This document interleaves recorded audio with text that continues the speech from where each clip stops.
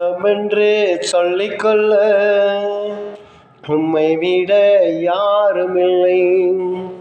சொத்து அள்ளிக்கொள்ள உம்மை விட ஏதுமில்லை. அன்னேசுவே அன்னேசுவே அல்லா இயேசுவே அன்னேசுவே அன்னேசுவே அல்லா இயேசுவே. உன் தழும்புகளால் நான் சுகமானே, உன் வார்த்தையில் நான் பெலனானே. உன் தழும்புகளால் நான் சுகமானேன், உன் வார்த்தையில் நான் பெலனானே பெலனானே.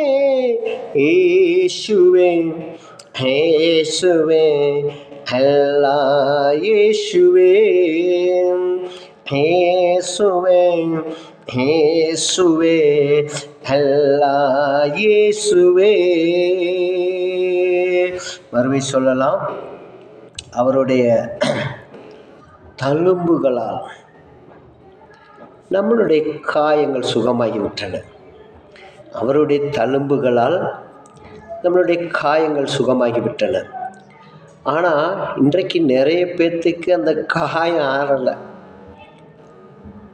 ஆனால் அவர் சுகப்படுத்திட்டார்.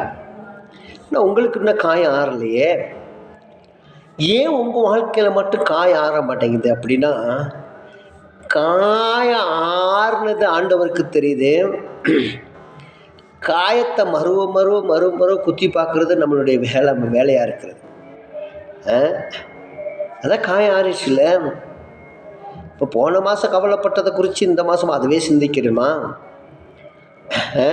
போன வருஷம் கஷ்டப்பட்டது ஓகே தான், அதையும் இந்த வருஷமே சிந்திச்சு கொண்டிருக்கலாமா? இப்போ சிந்திச்சு தான் வருஷத்தை நன்மை நாள் முடிச்சுட்றீங்களா? இல்லை வருஷத்தை நன்மை நாள் அப்படியே கடந்து போய் கொண்டிருக்காதான்னு பார்த்தா வருஷத்தை அப்படியே தான் கடந்து போய்கிறது. ஆமென். அப்போ நீங்கள் சோத்திரம் சொந்தம் என்று சொல்லிக்கொள்ள இயேசு ஒருவர் இருக்கும்போது எதுக்கும் நம்ம பயப்பட தேவையில்லை. எதுக்கு நம்ம பயப்படணும்? சொந்தம்னு சொல்லிக்கொள்ள இயேசு இருக்கிறார்ல. இனி என்ன சொந்தக்காரங்க நமக்கு முக்கியம்? இனி என்ன முக்கியம்? நமக்கு யாருமே முக்கியம் கிடையாது இந்த உலகத்தில். அப்போ தேவன் சொந்தமாக இருக்கும்போது யாருமே நமக்கு சொந்தம் தேவையில்லை.